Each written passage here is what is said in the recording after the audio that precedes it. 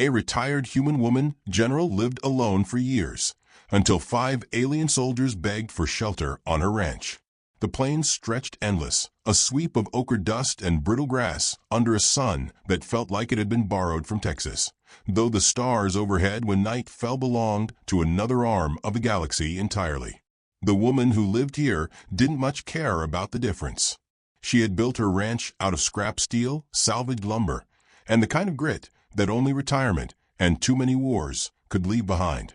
Her name had been written in dispatches once, whispered across command tents, cursed in alien war councils. Now it was reduced to a single syllable muttered by her neighbors, those rare enough to live within 100 miles. Vance. She lived quiet. Quiet didn't mean soft.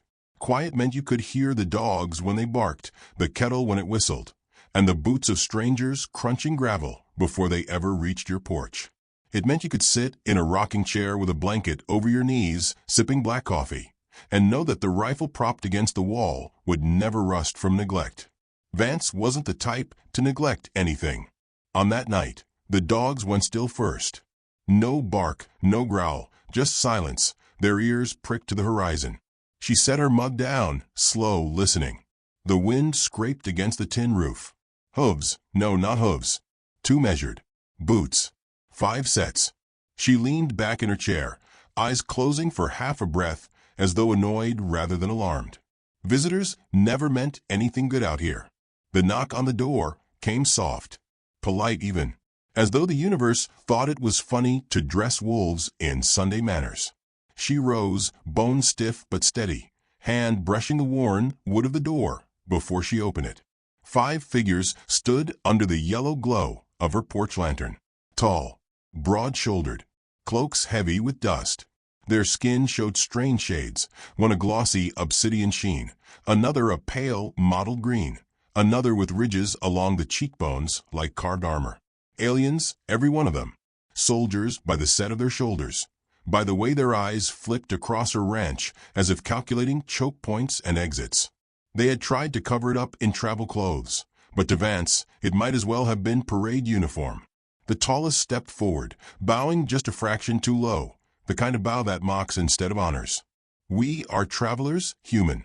Our transport broke down on the plain. We ask shelter. His voice rasped, translated poorly through a collar device. The vowels bent wrong, but the arrogance came through clean. Vance smiled. Not kindly, never kindly, but with that faint curl that made her enemies once suspect she knew something they didn't. Travelers, huh? And I'm the Queen of England. She let the screen door creak wide. Come on then. Can't have folks freezing on my porch. They filed in, cautious. The air inside smelled of wood smoke and coffee grounds. Old earth relics filled the room. Framed photos of cattle, a faded flag folded sharp in a triangle, vinyl records stacked like holy scripture. The aliens glanced at it all with disdain thinly masked as curiosity. Vance let them look. Let them underestimate. She poured coffee into chip mugs, sliding them across the scarred table one by one. Her hands didn't shake. Her eyes didn't leave theirs. Ain't much, she drawled, but it'll keep the frost off your bones. Unless your species doesn't drink coffee. In that case, congratulations. You're missing the only proof God loves us. One sipped. His jaw locked as the bitter heat burned down his throat. The others pretended it was fine. Soldiers knew pride better than taste buds. Vance hid a smirk behind her cup. Conversation turned awkward. They asked her name. She gave them only Vance. They asked about the land. She said it was dust and fences, nothing more. They asked if she lived alone. Her smile deepened. Funny thing about being alone, she said. People always want to test it. See if it's weakness. But alone just means nobody slows you down. The youngest of them, a lean, nervous creature with eyes too big for his skull, shifted uncomfortably. His glance darted to the others, as if silently begging them not to provoke her. They didn't notice. Arrogance blinds better than bandages. She fed them biscuits, dry but filling. She watched the way they devoured them, hands twitching like men too long in trenches.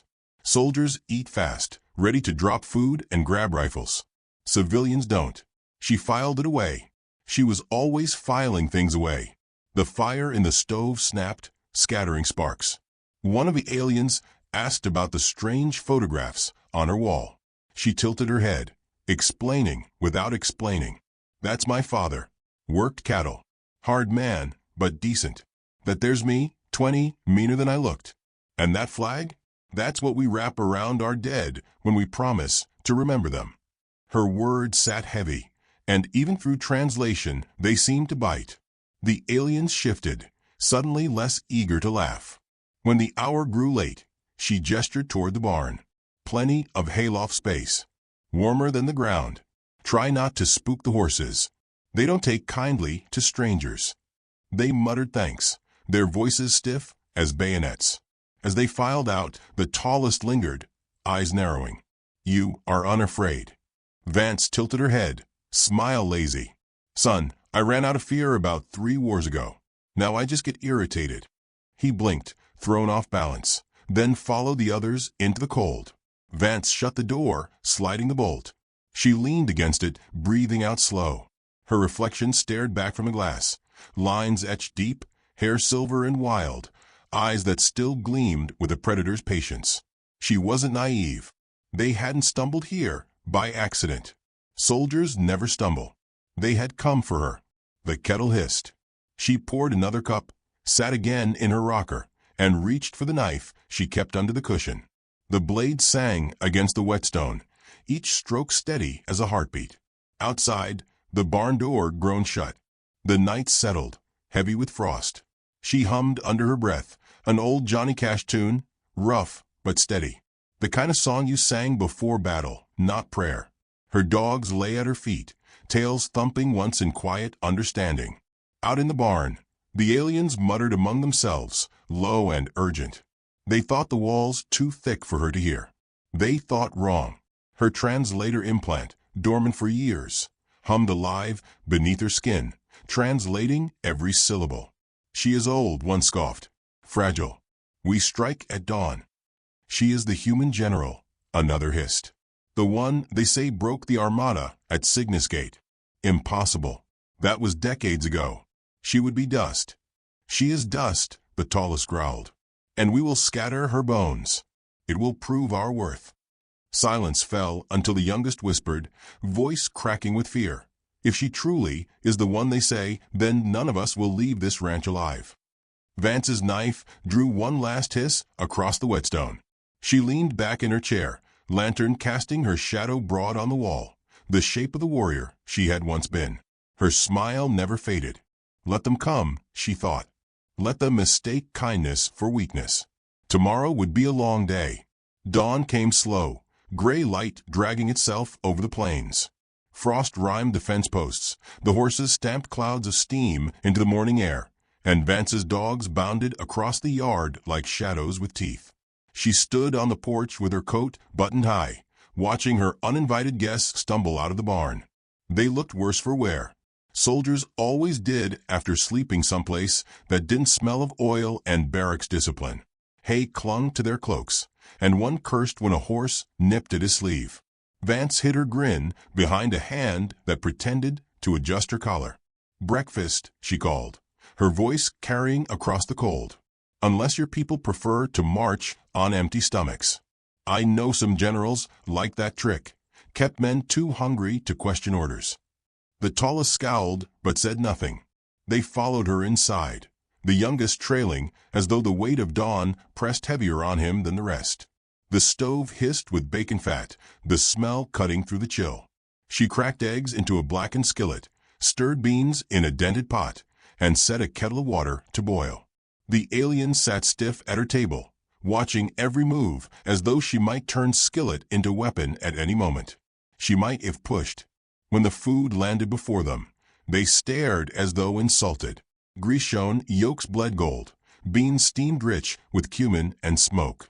This is human food, one muttered, nostrils twitching. You're welcome, Vance said. She poured black coffee into their mugs. Eat it or don't. You'll regret not trying. And don't even think about asking for utensils. Use your hands or you'll offend the pan. The nervous one obeyed first, scooping eggs with a hunk of bread. He blinked, surprised, and then devoured more. The others followed, pride bowing to hunger. The tallest sneered between bites, but he ate just as fast as the rest. "You call this fuel?" another grumbled.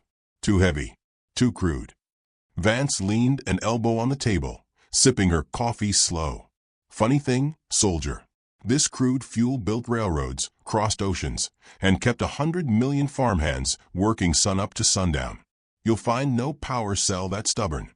Their glances flicked to each other, bristling at the word soldier. She had not been told, but she had seen it written in every scar and twitch of their fingers. She wanted them to know she had seen it. They tried to shift the talk, asking again about her life, her land. She gave them dust for dust, words as dry as the fields outside. But her eyes kept laughing, as though she played poker with an open hand and still held the winning cards. The youngest tried again, voice hesitant. "Why do you live alone? Is it punishment?" Vance met his gaze, steady. "No, son. It's a choice. Company's costly. Quiet's cheaper." The tallest barked a laugh, hollow as a rifle stock. "A human afraid of company. How fitting. You hide from your own." Vance smiled, the kind of smile that once preceded orbital bombardments. "You mistake solitude for fear. That's your first mistake today. Don't make another." Silence fell. The fire cracked. The smell of grease lingered thick in the air. When breakfast ended, she cleared the plates herself, ignoring their muttered offers to help. Her dogs circled the table, watching the guests with suspicion. Animals knew what uniforms smelled like, even under dust. By mid-morning, the aliens wandered her ranch, pretending curiosity. One leaned on a fence, eyeing the cattle. Another tested the pump at her well, pretending interest in its construction. They murmured in their tongue when they thought she was far enough not to hear. She was never far. "She is soft," one insisted. "Age robs strength." "Her eyes are sharp," another countered. "She watches like a hawk." "She must be the one. Why else live here alone in exile?" "She is nothing," the tallest growled. "One cut, and her blood proves it." The youngest said nothing, only stared at the horizon, fists clenched as though the air itself argued with him. Vance worked her chores as though none of it touched her. She hauled feed, swung a hammer to mend a board, and whistled tunelessly while driving stubborn cattle from one corral to the next. Every motion said she was ordinary. Every motion also said she was tireless. The aliens watched with a growing unease they couldn't name. At noon she set out bread, cured meat, and a jug of cold well water. They ate in strained silence, the humor drained from the morning. She pretended not to notice their eyes drifting toward her knife on the table, toward the rifle propped in the corner. When the sun dipped toward afternoon, the youngest approached her while the others lingered near the barn. You know who we are," he whispered. His accent bent around the words, but desperation sharpened them. Vance didn't look up from oiling her saddle. "Course I do. Question is, do you know who I am?" He paled, the green of his skin blurring to ash. His mouth opened, but no sound came. He turned away before the others noticed. Evening brought a cold wind. She invited them inside once more, this time setting stew to simmer. The rich smell filled the house, heavy with potatoes, carrots, and bone broth boiled down until marrow turned liquid gold. They pretended disdain, but they ate until the pot scraped bottom. One leaned back, sneering. "For all your wars, your people cook like peasants." Vance tapped the rim of her mug. "Peasants outlast kings, sweetheart. That's history." The words struck harder than gunfire.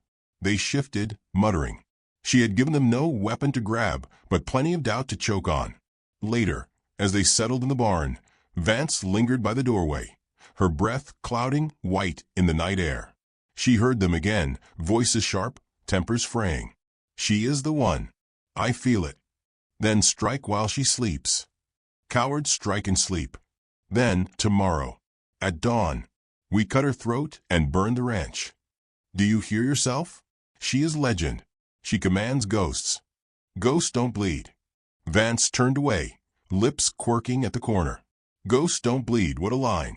She would have raised a toast to it once, back when fleets waited on her signal to open fire. She banked the fire low, sat in her rocker with the dogs at her feet, and sharpened her knife once more. The stone rasped like a clock ticking down. When midnight fell, one of them rose from the barn, footsteps stealthy across the yard. He crept to her door, blade gleaming faint in starlight. He eased the latch open, slow, careful, practiced. But the bed inside was empty. A click split the silence. Cold iron pressed against the base of his skull. "Darlin'," she whispered in the dark, voice low as the wind. "I told you, don't mistake kindness for weakness." The night was long, and the alien with a gun at his skull shook like a sapling in the wind. Vance stood calm behind him, one hand steady on the shotgun, the other still holding the knife she had been sharpening by lantern light. Her dogs growled low, teeth glinting white, their hackles bristling. She said nothing for a long while, letting the silence stretch until sweat beaded cold on the back of his neck. "Go on, sweetheart," she finally murmured. "Say it. You came to kill me." His throat worked. We had orders." "Of course you did." Her tone was soft, almost maternal. "Soldiers always got orders. Question is, do you believe them, or are you just scared of the man yelling loudest in your ear?" He trembled, caught between pride and terror. When he didn't answer, she clicked her tongue, and the dogs stepped back. She lowered the shotgun, but left the knife where he could see the edge gleam. "Back to bed," she said. "But don't think for a second I'll be sleeping." He slunk away, shame painting his every movement. Vance bolted the door and sat again, rocking slow, eyes never leaving the shadows outside her window. By dawn, she had decided the game needed tightening. She wasn't going to wait for their courage to grow like mold. She wanted to see where the cracks split wide. The sun rose weak, painting the plains with pale fire. She strode to the barn and threw the doors open. 5 faces turned toward her, for guilty, one openly furious. The tallest rose, fists curling. "Morning, boys," she said, voice bright as sunlight. "How'd you sleep?" "My horses say you snore like dying engines." The smallest flinched. The tallest sneered. The others stared, tense. She leaned against the doorframe, casual. "Now, I could go on pretending y'all are lost pilgrims. But truth is, I know soldiers when I smell them. And you stink of barracks and blood." They shifted, hands twitching toward hidden blades. Vance's dogs padded forward, lips curling. She didn't move. "You think I don't know what you whispered last night?" she asked. "Darlings, I wrote the book on whispers. Whole fleets tried plotting my death while I was pouring their generals coffee." The words hit like rifle shots. The tallest stiffened, and the youngest's eyes widened, confirmation gleaming there. "She is the general," the cautious one hissed. "The Iron Widow. The one who—" "Shut your mouth," the leader barked. Vance chuckled. "Iron Widow. Lord, I hate that name. I was never a widow. Never married long enough to earn the badge." Her eyes sharpened. "But I'll own the iron part." The barn went still, dust motes swirling in slats of sunlight. They had their answer. She was the one. She pushed off the doorframe and strode forward, slow as a gunslinger at high noon. "So, you came to finish what your high command couldn't. Funny, ain't it? They send children now. 5 tired soldiers to kill one old woman. Makes me almost insulted." "We are not children," the tallest snarled. His cloak slipped, revealing armor plates beneath. "We are chosen." "Chosen for what?" Vance asked. "Suicide missions? Cannon fodder? Honey, I've buried enough chosen to pave a road to nowhere." One of the middle soldiers broke, slamming a fist on a hay bale. "She mocks us. Kill her now." But the youngest spoke, voice cracking with desperation. "Wait. Listen. If she is truly the general, then we are already dead." The barn air thickened with his fear. Even the horses stamped uneasily, sensing the tension. Vance tilted her head, studying him. "You've got more sense than the rest. What's your name?" He stammered, then said it, something harsh, guttural, impossible for human tongues. She nodded, as though it were John or Billy. "You'll live longer if you listen to that instinct," she said. "Fear's not weakness. It's warning. The trick is knowing when it's lying." The leader spat. "Enough of this riddling. She is one human, brittle with age. 5 blades and this in seconds. Vance smiled thin. Sweetheart, I've ended battalions in less time with fewer hands. Do you want to test me, or do you want to hear a story first? Against their better judgment, against pride, they froze. She had the rhythm of command in her voice, and soldiers, even enemy soldiers, answered that rhythm without thinking. She sat on a hay bale, knife balanced across her knees. The dogs lay at her feet like sentries. Once upon a time, she began, there was a battle at Cygnus Gate. Maybe you heard of it.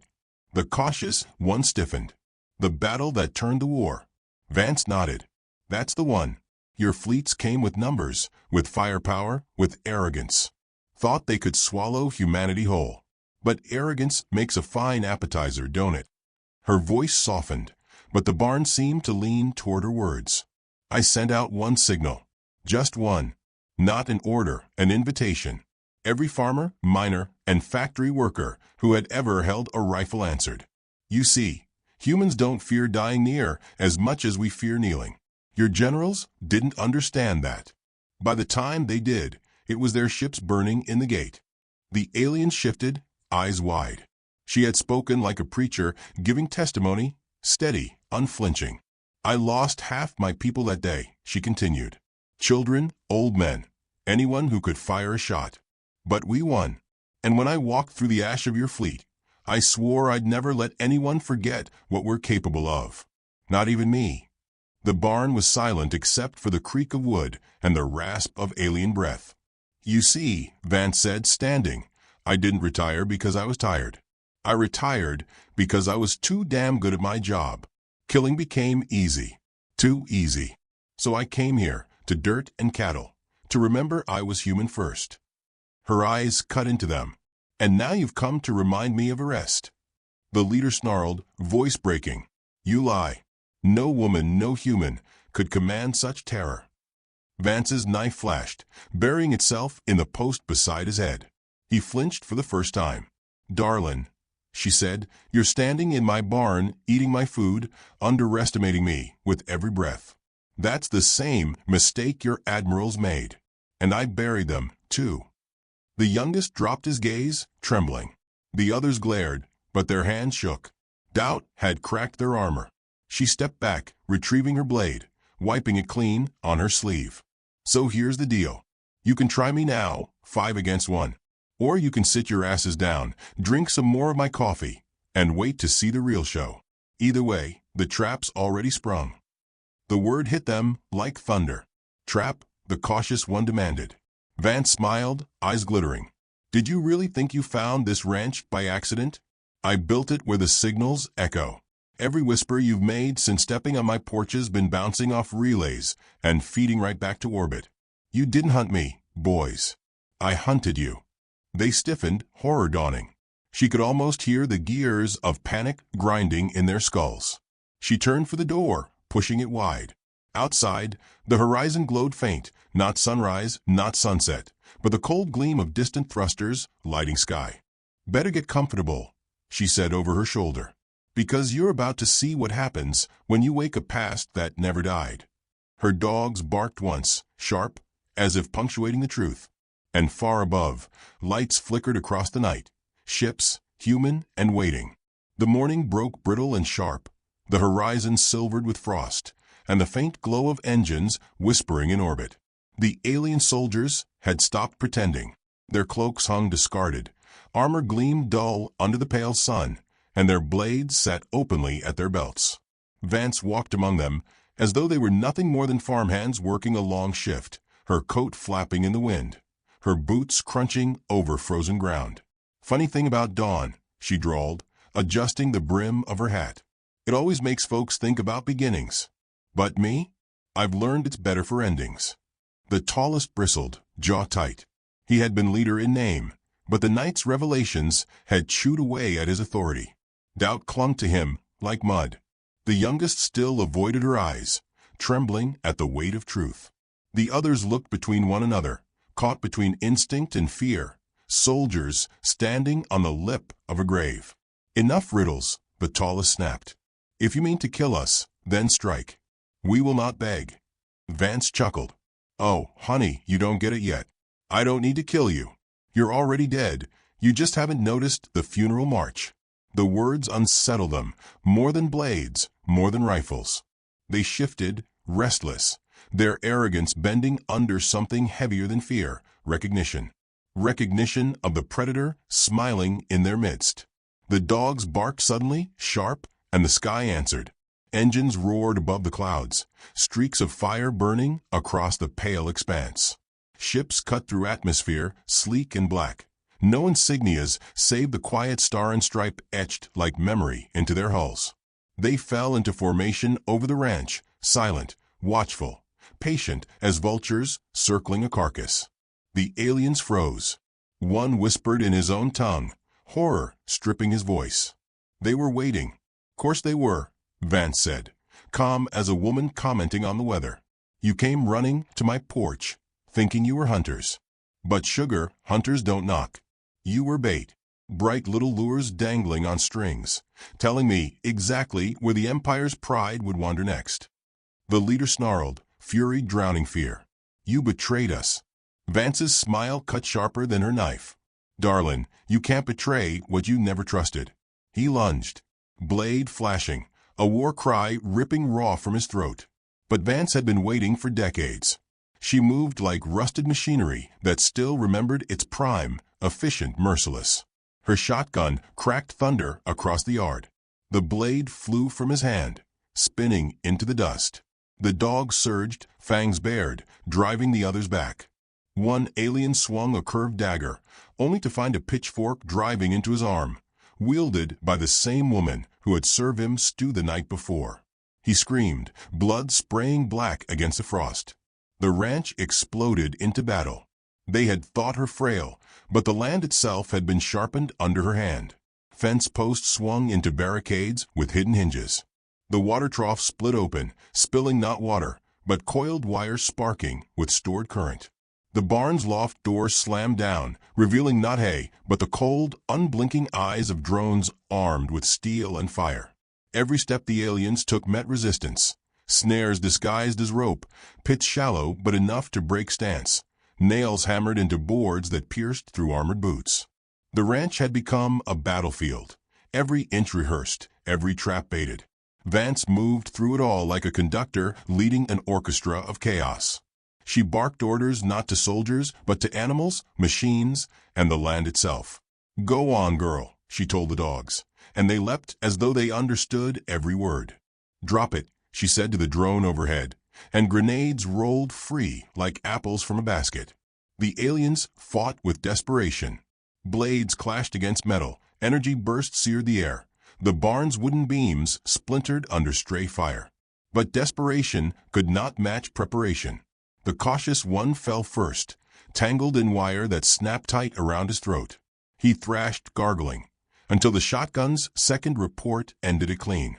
Another went down with a knife buried in his ribs, Vance whispering in his ear as he gasped, "Should have listened when I offered coffee."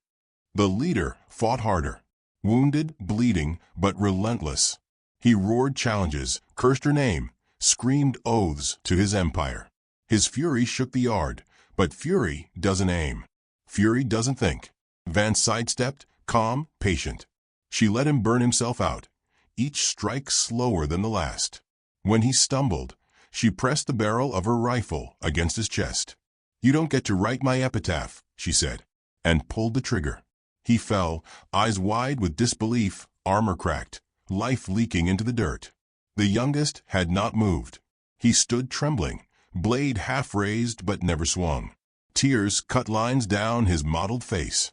When Vance turned her eyes on him, he dropped the weapon, hands shaking. I believed," he whispered, "but I did not want to." Vance studied him, breath slow, chest heaving with the rhythm of battle long remembered. For a moment, the ranch fell quiet save the crackle of flames from the barn and the moans of dying men. "You'll live," she said finally. "Not because you deserve it, but because someone's got to carry the story back." He collapsed to his knees, sobbing with relief and shame. Above them, the ship still circled, waiting for her signal. Vance wiped blood from her cheek with the back of her hand and walked to the porch. She set her rifle against the rail and reached for an old radio box, hidden beneath a tarp. The wood creaked as she lifted it, revealing a transmitter that hummed alive with her touch. "This is Vance," she said, voice steady. "Package delivered. Empire's arrogance confirmed. Proceed." The response came not in words, but in fire. From orbit, human ships unleashed hell. Lances of light carved the sky, cutting through atmosphere, slamming into the Empire's fleet that had crept near, waiting for news of their assassin's success. Instead of triumph, they found ambush. Instead of silence, they found humanity awake. The earth trembled as wreckage rained down, streaks of fire carving scars across the plains. The aliens on her ranch screamed in despair as their world collapsed above them. The youngest stared upward, mouth wide, unable to believe what he saw. "Why?" he whispered. "Why would you bait us like this?"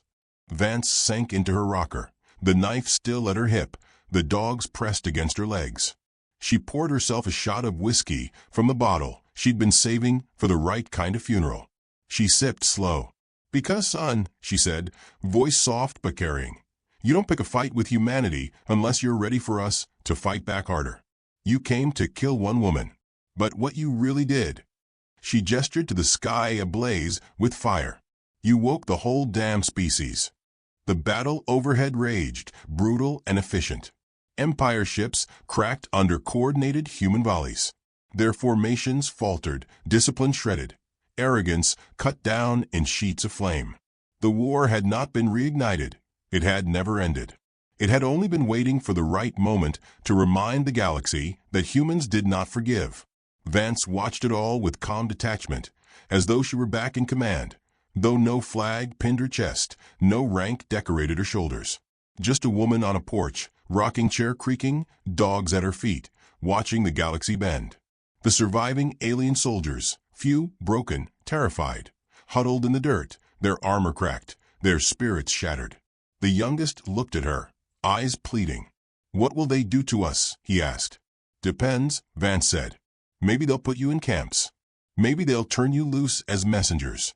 Either way, you'll live with the shame that 5 of you came to kill one old woman and ended up bringing war to your people instead." His face crumpled. He dropped his head into his hands. The firestorm in the sky slowed, then ceased. Silence rolled heavy across the land. Smoke curled upward, painting the morning dark. Vance rose, stepping down from the porch. She walked to the fallen leader, staring at the corpse as though it might still speak. She knelt, pressing 2 fingers to his throat out of habit, then shook her head.